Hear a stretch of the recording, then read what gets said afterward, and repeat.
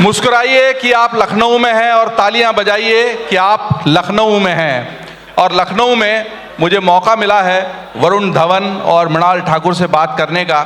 इनकी फिल्म आ रही है, उसके बारे में तो बात करेंगे, लेकिन दोनों ऐसे शानदार कलाकार हैं जिन्होंने अपने अभिनय से, अपनी कला से और पर्दे पर जो इनकी शिद्दत दिखाई देती है उससे लोगों को इतना प्रभावित किया है कि बहुत देर से लोग पूछ रहे हैं कब आएंगे कब आएंगे, और हमने कहा इंतज़ार की घड़ियां खत्म हो गई हैं। वरुण और मृणाल यहीं पर हैं, और हालांकि इस फिल्म की एक और स्टार पूजा हेगड़े को हम मिस कर रहे हैं, लेकिन उनकी जो फिल्म में भूमिका है, सेट पर आप लोगों की जो मस्तियाँ हैं उसकी बात होगी।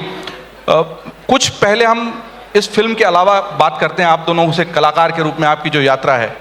वरुण, सबसे पहले आपसे शुरू करूँगा। थोड़ा सा स्टीरियोटाइप क्वेश्चन हो सकता है, लेकिन जो फिल्मी घरानों से आते हैं उन पर हमेशा एक नियोपोटिज्म का आरोप लगता है। उनको अपनी शायद प्रतिभा साबित करने के लिए, आप बोल रहे हैं फिल्म में डबल तड़का है इश्क का, उनको डबल मेहनत करनी पड़ती है। जो नॉर्मल वे में संघर्ष करके आते हैं उनकी तो संघर्ष की कहानियाँ बहुत होती है। बम्बई में रहे, फुटपाथ पे सोए, चने खाए, संघर्ष किया, कई डायरेक्टरों ने रिजेक्ट किया, फिर फिल्म मिली। और भाई साहब जो फिल्म से आता है तो डेविड धवन जी का लड़का है, हालांकि उन्होंने कोशिश की कि पहली फिल्म उनके साथ ना हो, आप अपनी प्रतिभा के दम पे आए।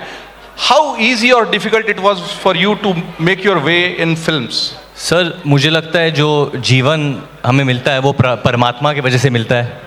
जो हम इधर यहाँ पे सब बसे हुए हैं, जो भी जीवन हम जी रहे हैं वो परमात्मा की देन है, और या जो भी शक्ति आप बिलीव करते हो उसमें।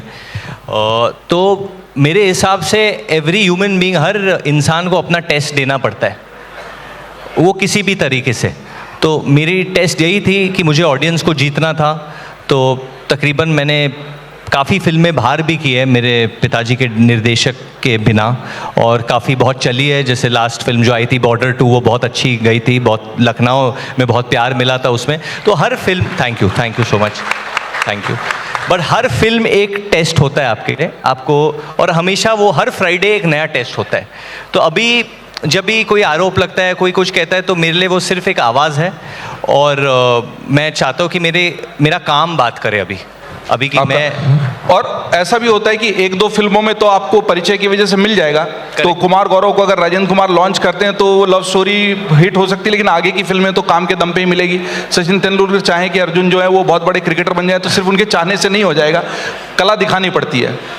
सर, कला दिखानी पड़ती है, बट मुझे लगता है आज के टाइम में, जिस तरीके का टाइम चल रहा है, पहली शिक्षा जो एक पिता या माँ को देनी चाहिए अपने बच्चों के, कि वो एक अच्छा इंसान बने। आई थिंक वो बहुत ज़रूरी है आज का जो समय चल रहा है युद्ध का हर जगह। तो सक्सेस बहुत इम्पॉर्टेंट है, कैपिटलिस्ट माइंडसेट बहुत इम्पॉर्टेंट है कि वो भी, इकोनॉमी भी बहुत ग्रो होते रहे। बट मुझे लगता है कि जो हम पीछे भी बात कर रहे थे जी, जो जिस तरीके से जो मानव जाति वो आगे तभी बढ़ पाएगी जब हम लोग अच्छे बनेंगे।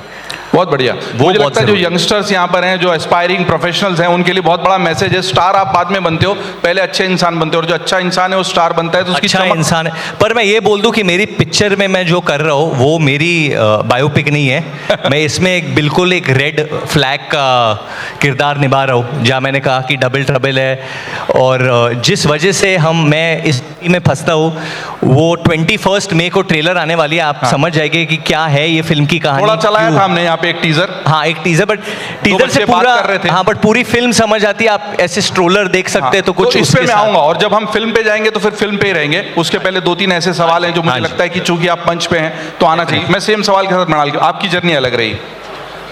मराठी फिल्में, कुछ टीवी सीरियल्स, कुमकुम भाग्य, वहाँ की वो सब प्रसिद्धि, और फिर अचानक से सुपर 30 जिसमें ऋतिक रोशन जैसे स्टार। आपकी ये फिल्म की जर्नी को आप कैसे, क्या बचपन में कभी आपने इस तरीके से सोचा था, इस तरह फिल्मों में जाएंगी, इस तरह की स्टार बनेंगी? सबसे पहले अमर उजाला की पूरी टीम को मेरा धन्यवाद, क्योंकि लखनऊ में मुस्कुराना नहीं मेरा रुक रहा है, क्योंकि मैं लखनऊ में हूँ, और कोई भी फिल्म जब तक मैं लखनऊ नहीं आती हूँ तब तक पूरी नहीं होती। So thank you. और सर, यही तो है, इनके वजह से, इनके लिए ही तो मैं यहाँ तक पहुँची हूँ, और मैं शुक्रिया कहना चाहूँगी, क्योंकि आपके सपोर्ट के बिना, चाहे वो टेलीविज़न हो, चाहे वो मराठी फिल्म हो, रीजनल फिल्म हो, तेलुगु फिल्म हो, हिंदी फिल्म हो, जो प्यार दिया है आप लोगों ने, actually that is something that keeps the fire ignited within me. और यहाँ जितने भी यंगस्टर्स यहाँ बैठे हैं, मैं उनको यही कहना चाहूँगी कि आपके जो ख्वाब है, जो सपने हैं, वो छोटे नहीं होते। आपका सपना वरुण धवन के साथ काम करने का एक दिन पूरा ज़रूर होगा, जैसा मेरा हुआ है। क्या बात है। और रही बात जर्नी की, प्राउडली मैं ये कह सकती हूँ कि ये मेरी जर्नी है।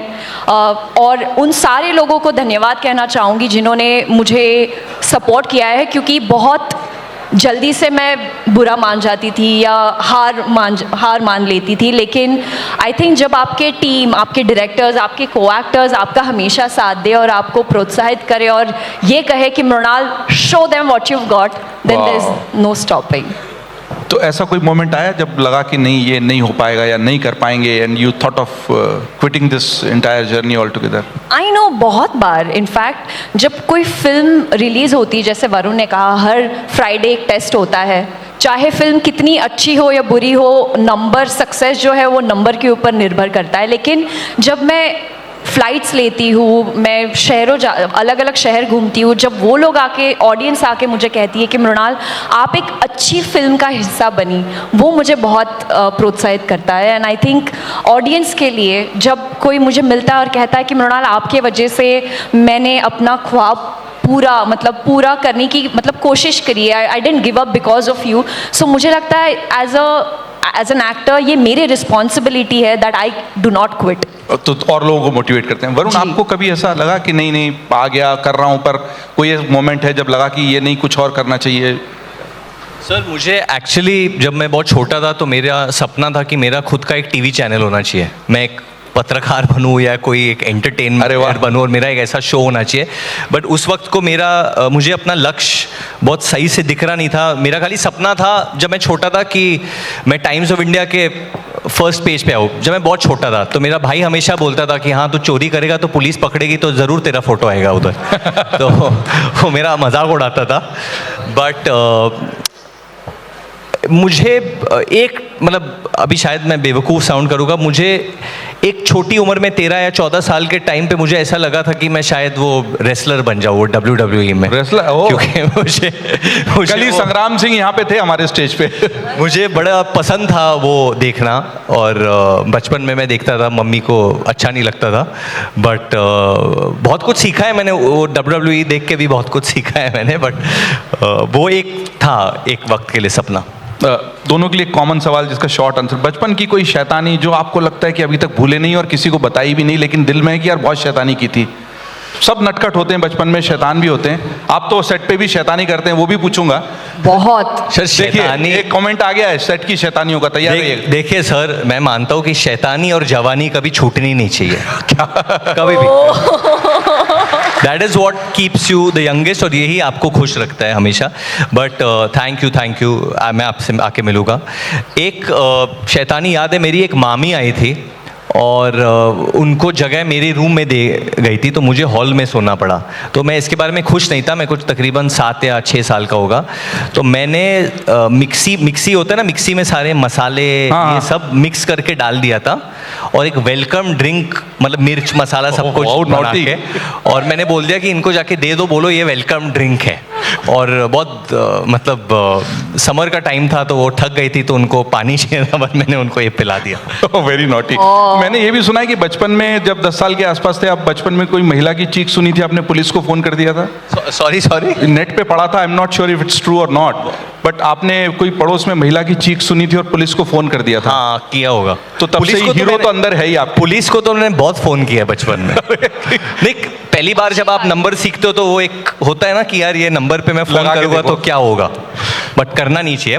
करना चाहिए अगर कोई प्रॉब्लम है तभी करो, वरना मत सतो। बचपन की कोई शैतानी जो आपको अभी तक याद है, बहुत नॉटी थी, जैसे बहुत नॉटी था एक मसाला मिला के ड्रिंक पिलाना, एनीथिंग लाइक दैट? शैतानी बहुत की, मार भी खाई है। एक बार पकड़ी गई थी, मेरे फुल घर में एक शादी थी और सारे रिलेटिव्स आए थे, और इतने ताने मारते थे मेरी मम्मी को हमेशा। जैसे ही वो निकल जाते थे मैं वो सारे ताने रिपीट करके, मिमिक करके उनको दिखाती थी। और एक बार किसी ने मुझे देख लिया जिनकी मिमिक्री मैं कर रही थी, और फिर मुझे बहुत डांट पड़ी थी बाद में। तो ये दोनों की शैतानियां सामने आ गई। और मैं फिल्म की तरफ बढ़ूं उसके पहले, चूंकि लखनऊ की बात हुई और मृणाल ने लखनऊ को बहुत शिद्दत से याद किया। अभी हम बैक स्टेज बात कर रहे थे तो वरुण ने भी कहा कि उनका तो बहुत गहरा नाता लखनऊ कानपुर से, क्योंकि डेविड धवन जी कानपुर से ही आते हैं। तो कानपुर लखनऊ के लोग थोड़ा ताली बजा दें। इस ज़मीन के लोग, इस ज़मीन की जो पूरी तासीर है, मिट्टी है, वो बताती है कि उसमें किस तरह का हुनर है। डेविड धवन वो जिन्होंने हमको शानदार एंटरटेनिंग फिल्में दी, और गोविंदा को गोविंदा बनाने वाले डेविड धवन, 17-18 फिल्में उनके साथ लगभग उन्होंने की, और सारी फिल्में सुपर डुपर हिट, क्योंकि लोगों को दिन भर की हमारी जो परेशानियां होती उनसे बाहर निकाल कर एक मनोरंजन का डोज देने के लिए डेविड धवन जी ने जो किया है, और उसी तरीके का काम वरुण भी कर रहे हैं। तो लखनऊ जब आप आए हैं तो आपको लखनऊ का कोई स्ट्रीट फूड याद आता है, या कुछ लखनऊ, अगर मान लीजिए अभी आपको कहा जाए लखनऊ में जाना है तो कोई ऐतिहासिक जगह जाएंगे, या हजरतगंज जाके चाट खाएंगे, या लखनऊ जाकर क्या करना चाहेंगे अभी बाहर जाएं तो? सर मैं अगर आपको सच बोलूं तो यहाँ आके ऐसा लगता नहीं है कि मैं अपने घर के बाहर आया हूँ, मुझे ऐसा लगता है कि मैं अपने घर ही आया हूँ। तो यहाँ के जो लोग हैं जिस तरीके से बातचीत करते हैं तो ऐसे ही रखते हैं। मेरे रिलेटिव्स हैं, और मेरे जो चाचा है वो भी लखनऊ से ही है, कानपुर से ही है। उनका एक घर होता था, 3 भाई, घर का नाम था। अच्छा, 3 घर का भाई। नाम ही 3 भाई। हाँ, तो पापा ने यहाँ स्टेट के लिए क्रिकेट भी खेला था एक वक्त पे, बहुत स्कूल भी यहाँ पे स्कूल भी गए थे कानपुर में। और हाल ही में मैं जब बवाल की शूटिंग करने आया था तो उनके ही स्कूल में मैंने शूटिंग की थी उस वक्त। And but see I think पहले जब सफ़र करता था एक्टर की तरह और पहली बार लखनऊ आया था तो मुझे लगता था कि यार मैं अपने घर के बाहर आया हूँ, या ऐसे लोग अलग हो गए वैसे हो गए। बट मुझे बिल्कुल अलग नहीं लगते, मुझे ऐसे ही लगता है कि मैं ही इस मिट्टी का एक हिस्सा हूँ। और जो आपने चाट की बात की या गलोटी कबाब की बात की, तो लखनऊ डेफिनेटली खाने के लिए माना जाता है, क्योंकि खाना यहाँ बहुत अच्छा, खाने की बात सुनते ही मुंह पे मुस्कुराहट तो आ ही जाती है। और मैं ये भी कहूँगा कि लखनऊ में जितनी भी लड़कियां हैं वो बहुत खूबसूरती से ड्रेस करती है, जो मेकअप करती है, मुझे बहुत पसंद है। मुझे लगता है कि जिस तरीके से यहाँ पे जो लड़कियां सजती और संवरती है, आई थिंक भारत में कहीं पे भी नहीं। क्या बात है, बिग कॉम्प्लीमेंट यार, सारी लड़कियां भी ताली बजा दें जोरदार। और जो लाइव देख रहे हैं, it's going live on all our social platforms, तो मुझे लगता है बहुत सारे लोग लाइव भी देख रहे हैं, आगे भी रील्स और शॉर्ट्स इसकी चलती रहेंगी। लोग, आप लखनऊ में शूटिंग के लिए भी आती रही, बाटला हाउस की भी शूटिंग, आपके लिए लखनऊ का मतलब क्या है? और अगर अभी लखनऊ जाए, और लखनऊ में स्कूल्स और कॉलेजेस भी एक नंबर के हैं यहाँ पे। अगर मैं देखूँ जो लड़कियों की शिक्षा हो रही है यहाँ पे। आप यहाँ कौन कौन से कॉलेज में वैसे जाते थे लड़कियों को देखने के लिए? सॉरी सर, कौन कौन से कॉलेज के बाहर घूमते थे लड़कियों को देखने के लिए? सर देखो, मैं लड़का हूँ तो मतलब स्वाभाविक है, तो मेरा है जवानी तो इश्क होना है। तो लेकिन आपने तो जवानी का इंतजार भी नहीं किया। आप मुझे मेरी फिल्म प्रमोट नहीं करने दे रहे, बट मैं बार बार उधर चले जा रहा हूँ। मैं समझ रहा हूँ, आप you are doing a nice job with that.